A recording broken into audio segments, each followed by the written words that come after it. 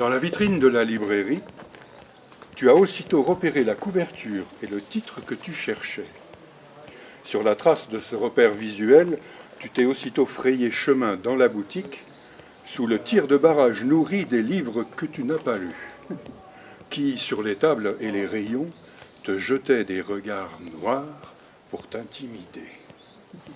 Mais tu sais que tu ne dois pas te laisser impressionner. Que sur des hectares et des hectares s'étendent les livres que tu peux te passer de lire, les livres faits pour d'autres usages que la lecture, les livres qu'on a déjà lus sans avoir besoin de les ouvrir parce qu'ils appartiennent à la catégorie du déjà lu avant même d'avoir été écrits. Tu franchis donc la première rangée de murailles, mais voilà que te tombe dessus l'infanterie des livres que tu lirais volontiers si tu avais plusieurs vies à vivre, mais malheureusement les jours qui te restent sont ce qu'ils sont.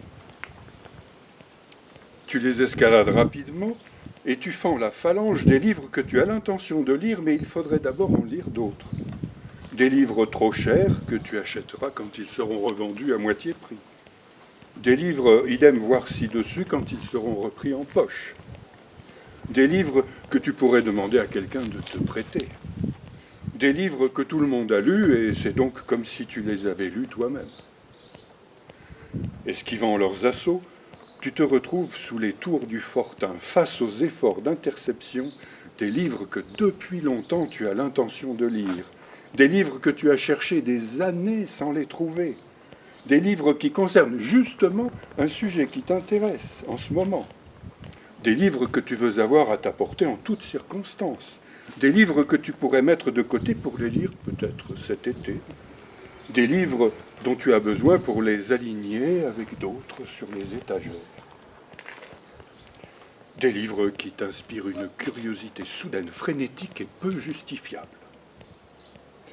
Bon, tu as au moins réussi à réduire l'effectif illimité des forces adverses en un ensemble considérable, certes, mais cependant calculable, d'éléments en nombre fini, même si ce relatif soulagement est mis en péril par les embuscades des livres que tu as lus il y a si longtemps qu'il serait temps de les relire, et des livres que tu as toujours fait semblant d'avoir lus et qu'il faudrait aujourd'hui te décider à lire pour de bon.